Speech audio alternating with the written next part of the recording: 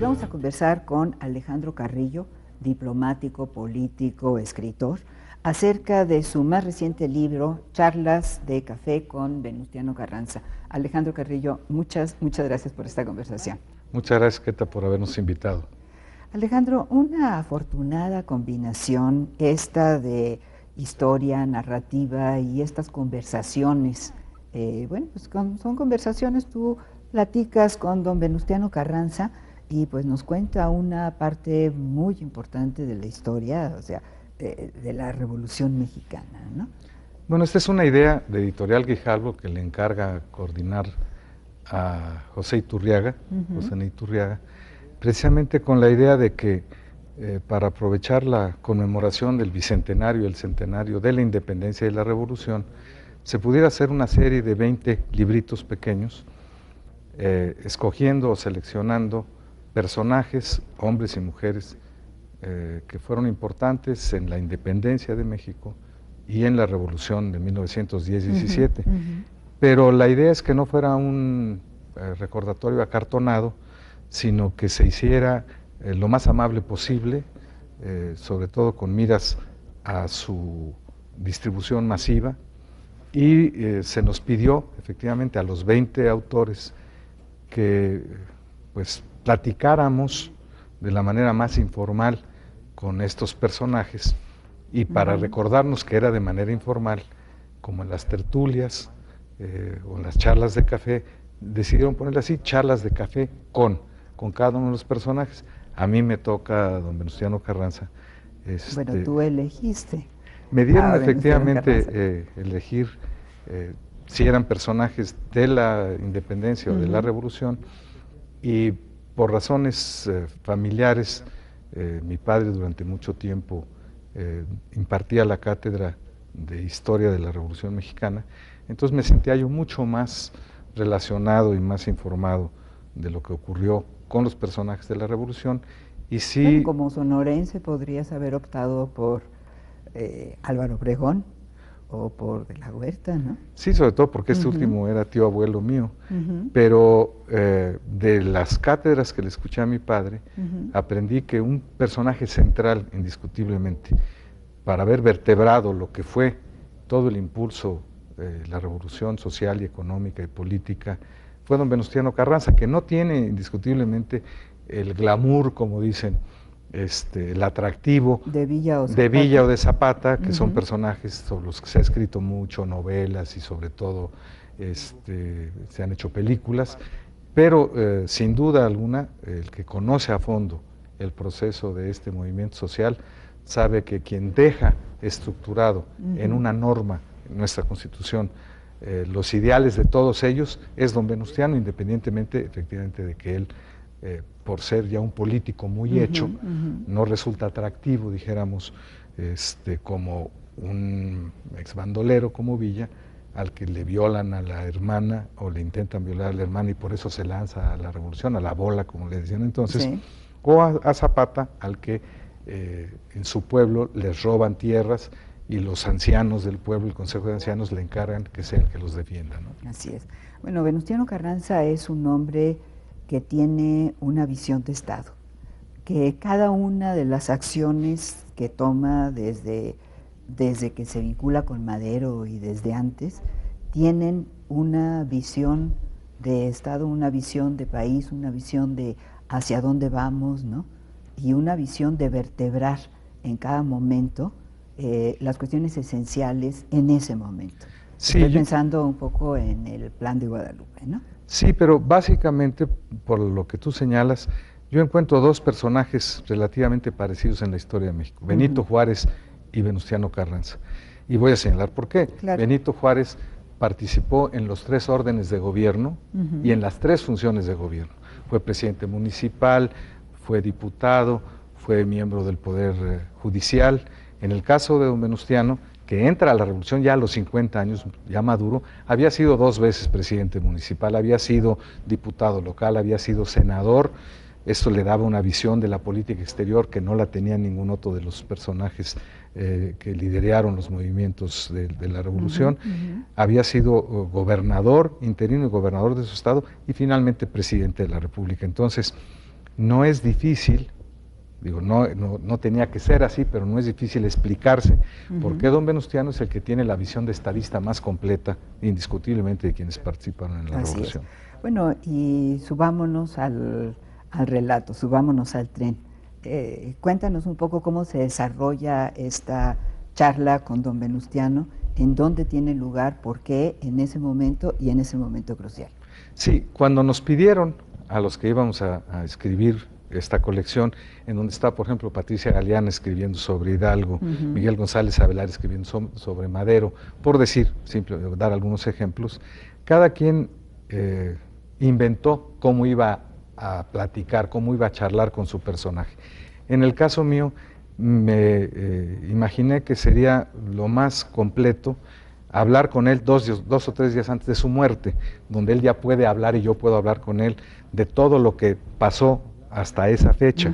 Entonces, por eso selecciono que, a virtud de una invitación que me consigue su sobrino más cercano, el general Salinas Carranza, que era entonces el encargado del departamento de fabricación de armamento. Sí. Me subo al tren en donde él va precisamente con rumbo a Veracruz. Él ya, como todos sabemos, no llega a Veracruz, se tiene que bajar en la estación Aljibes porque vuelan las vías del tren, y tengo oportunidad de platicar en el tren, en el vagón presidencial del famoso tren dorado, como le llamaban, y eso me permite poderle preguntar sobre episodios de toda su vida y sobre todo que me platique por qué tiene que estar saliendo de la Ciudad de México, huyendo de la Ciudad de México para irse a refugiar una vez más a Veracruz, porque ya vienen las tropas de los sonorenses que le habían dado el golpe de Estado, ¿no? Mayo de 1920. Mayo de 1920. Sí. Vamos a regresar al vagón presidencial, Alejandro. Te subes al tren El Dorado, donde Venustiano Carranza va saliendo de la Ciudad de México con rumbo a Veracruz. ¿Cómo lo percibes? ¿Qué impresión te causa sin duda alguna, a cualquier persona que lo hubiera conocido, le tenía que llamar la atención 3 cosas. El hombre estaba en plena madurez de su vida, era un tipo alto, en comparación con el promedio de los mexicanos, cerca de 1,80, un tipo muy imponente, va vestido con el uniforme civil, es decir, parecido a los militares, de botonadura metálica, con 2 grandes bolsas, pero no usaba, precisamente para significar lo que él siempre quiso subrayar, su calidad de presidente civil y no de líder militar, de caudillo militar. Y entonces sus grandes barbas blancas, que le hacían verse mayor incluso de lo que era, y que siendo una gente que medía mucho, no era un gran parlanchín, cuidaba mucho sus palabras, hablaba con lentitud, usaba unos lentes que los maldicentes decían que era para que no le vieran los ojos cuando él estaba platicando y él sí pudiera ver a sus interlocutores, para ocultarse como viejo zorro que le decían. No, la verdad es que por lo que he podido leer, don Venustiano estuvo a punto de perder la vista cerca de los 16 años y usaba efectivamente los lentes porque los necesitaba. Y sí, esto hacía que tuviera los tics de quienes usan barba y lentes. Normalmente se están ajustando los lentes a cada rato. Y usan la costumbre de mesarse las barbas de adentro hacia afuera, aunque, como dijo Diego Valadez el otro día en la presentación del libro, decían que cuando estaba enojado era el movimiento contrario, se las mesaba hacia adentro. Pero, tiene que haber causado una impresión muy fuerte entre los que platicaban con él, sobre todo sabiendo que era un tipo que había vivido el momento revolucionario como gobernador designado primero por Madero y después electo constitucionalmente, y es el que sale por primera vez a dar la cara y a reclamar que no es legítimo lo que está haciendo Huerta, cuando da el golpe de Estado y se quiere que hacer después aparentar desemboca en el como asesinato presidente. de Madero y Precisamente Pino Suárez. los acaba de asesinar, Ajá. le saca por la fuerza la renuncia y entonces pretende ser presidente constitucional, cosa que el gobernador Carranza y algunos otros más, particularmente en Sonora y en Chihuahua, tampoco lo reconocen, pero el que tiene el mérito de haber levantado la bandera, de defender la legitimidad de la Constitución y no reconocer a Huerta, es sin duda alguna don Venustiano Carranza. Así es. Bueno, este relato tuyo es un relato fresco, ¿no? Que va entre la imaginación, la descripción que está apegada también al personaje, al presidente, al líder revolucionario y la historia, ¿no? Hay un gran rigor histórico a través de todo lo que te cuenta Venustiano Carranza en esta conversación. Sí, porque no da mucho a inventar cosas, lo que tú puedes es seleccionar qué cosas le preguntas. Por ejemplo, y además en ese momento es más rica la realidad que toda la imaginación, ¿verdad? Así es, pero de todas suertes, es decir, vivió tantas cosas que lo que yo le preguntaba fueron las cosas sobre las cuales todavía existe polémica. Por ejemplo, cuando se le dice o se le critica que en el plan de Guadalupe, que se asigna precisamente cuando sale de la capital del estado y es investido por los militares, entre ellos Mújica, jóvenes militares, como primer jefe del ejército constitucionalista, él decide llamarse así, y solo hasta que viene como encargado del Poder Ejecutivo cuando llegan a la Ciudad de México. Pero le reclaman que lo único que plantea aparentemente el plan de Guadalupe en ese momento es como propósito quitar del poder, es decir, combatir la usurpación de Victoriano Huerta.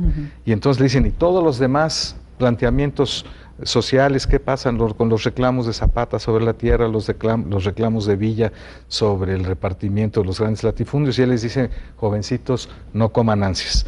Si le empezamos a poner cosas a este plan, nos vamos a dividir todos. En lo único en que estamos todos de acuerdo es en tirar a Huerta. Ya llegará el momento en donde incorporemos otras cosas. Entonces lo primero que le plantean es, esto no es un planecito otra vez para quítate tú para ponerme yo, es el primer reclamo que le hacen y es lo que le pregunto. Y después le voy preguntando sobre cosas que si es cierto que era germanófilo, porque México se declara neutral en la Primera Guerra, y de las cosas que... de las cuestiones de política social, de cómo se desarrolla todo el movimiento. Y bueno, regresamos otra vez al vagón presidencial. Ha pasado todo esto. Es imposible que hablemos de todo el movimiento porque es realmente muy rico cómo vas describiendo ahí distintos momentos de este importantísimo movimiento social que fue la Revolución Mexicana, la participación de Carranza y los distintos caudillos, vamos a decir, de la Revolución. Pero hay una cuestión de la que no podemos dejar de hablar, que es la visión de país de Carranza, su programa político, social, económico, que finalmente queda plasmado también en la Constitución de 1917. Así es, Keta, porque finalmente, bueno, lo sencillo, por decirlo así, fue haber eliminado a Victoriano Huerta, pero después se queda el problema de los pleitos entre los tres grandes dirigentes. Carranza, por un lado, apoyado militarmente por Obregón, Villa y Zapata, que no se quieren someter a la dirección política, por decirlo así, de Carranza. Lo interesante es que aunque los vence militarmente Carranza, con el apoyo de Obregón, cuando en la Constitución de 1917, aprobada en Querétaro, el 5 de febrero, él incluye, es decir, con su visión de estadista y con la idea de que la revolución se hizo entre todos, incluye los planteamientos de Zapata para las reivindicaciones y la restitución de las tierras, el reparto de los latifundios. La ley del 6 de enero de 1915. Sí, lo que pasa es que Carranza tiene un periodo que se llama preconstitucional muy similar al de Juárez, en donde antes de que se promulgue la nueva Constitución, va expidiendo leyes como la agraria, como la de las relaciones familiares, que también es muy importante. Sí. Y entonces, finalmente, esa es la gran virtud de Carranza, que logra incorporar en esa Constitución no solamente su visión del país, sino la visión de todos los que lucharon en eso.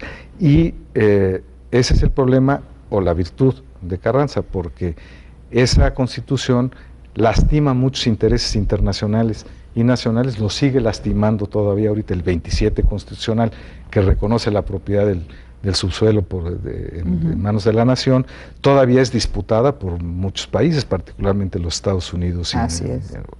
Entonces, Carranza tiene ese enorme mérito, y lo que más le molesta a Carranza, de la última pregunta que le hago, es, bueno, ¿por qué no le dejó entonces usted el poder a Obregón? Sí. Que en este momento ya... Ahí relatas que casi creías que no te iba a contestar, que no, que ya me iban a bajar la conversación, sí, que te bajaban del tren. Que me bajaban del tren. Efectivamente... Es que la pregunta que tú haces muy puntualmente es, bueno, pero ¿por qué no acepta usted la candidatura de Obregón si Obregón tiene un gran apoyo, una gran simpatía? Y él da una respuesta... Sí, porque él considera, dice, México tiene que entrar ya a la etapa de las instituciones y de los presidentes civiles. Cada vez que sigan los militares caudillos, como lo fue en su momento Iturbide, como lo fue el propio Díaz, como lo fue Santana, eso ha sido trágico para la historia del país. Tenemos ya que entrar a la etapa de los gobiernos civilistas, y por eso él apoya a quien era el ingeniero Bonillas, que era el embajador de México en los Estados Unidos, porque sabía que la Constitución iba a generar choques muy fuertes con los Estados Unidos, que los hemos tenido desde entonces. Sin embargo, pues efectivamente, como tú lo dices, la simpatía del ejército estaba con el gran caudillo, que lo había precisamente apoyado para derrotar a Villa y a Zapata. Entonces, él muere, o acepta que tiene que morir, defendiendo el principio de que para México ya lo indispensable era entrar a una etapa institucional y una etapa de presidentes civiles, que curiosamente se da hasta la llegada del primer presidente civil después de los generales, que es Miguel Alemán, que curiosamente es hijo de un general que era carrancista. Así es. Y que muere, entre otras cosas, por estar vinculado primero a los Flores Magón, luego a Madero, obviamente a Carranza, y que apoya la idea de la no reelección y la idea de los gobiernos civiles. Así es. Paradójicamente, el primer presidente civil de la Revolución es el hijo de ese general carrancista. No, vaya que sí tiene paradojas la historia, ¿no? Hay otra paradoja, coincidencia, etcétera, que relatas en estas charlas con Venustiano Carranza, que es que el día que se aprueba la Constitución, ese mismo día, el 5 de febrero de 1917, Wilson reconoce al gobierno de Carranza. Lo reconoce ya constitucionalmente, sí, ya legítimamente, de jure, porque ya lo había reconocido en el momento en que las fuerzas carrancistas de Obregón, dirigidas por Obregón, destruyen el ejército de Villa. Entonces Estados Unidos ya no puede andar jugando o coqueteando con que si va a apoyar a Villa, en realidad el candidato de Villa a la presidencia era el general Ángeles, pero entonces ya entiende que no puede dejar de reconocer que ya las fuerzas carrancistas, el constitucionalismo, es el que venció, y después de haberlo reconocido de facto, en el momento en que entra en vigor la nueva constitución política, Estados Unidos decide reconocerlo jurídicamente, nombrar embajador, y entonces es cuando Carranza se lanza nuevamente ya a ser candidato a la presidencia, y tiene un periodo pues menos de 4 años como presidente, ¿no? Así es. Bueno, pues yo creo que nos quedamos con esto, y nos quedamos con una gran cantidad de lecciones de historia que uno encuentra en este breve texto, además muy ameno, muy bien contado, donde se va tejiendo esta conversación con Venustiano Carranza, y uno encuentra también que hay una gran cantidad de cuestiones que planteaba Carranza, que pensaba Carranza, que siguen vigentes. Definitivamente. Que tienen una vigencia enorme el día de hoy. Mientras la Constitución siga vigente, cuando yo le pregunto, bueno, ¿y los problemas que va a pasar cuando se acabe la tierra de repartir? ¿Qué va a pasar con todas estas cosas? Dice Carranza, bueno, pues a lo mejor tiene que hacer otra Constitución, pero lo que tienen que hacer todos los gobiernos después de mí es cumplirla. Y la historia de nuestro país hasta el día de hoy ha sido el intento de los mexicanos por cumplir frente al resto de los países del mundo esa Constitución, que fue la primera constitución que incorpora derechos sociales, en el mundo, ¿no? Así es. Y que tiene otra peculiaridad muy importante, que es que incorpora también la propiedad originaria de la nación.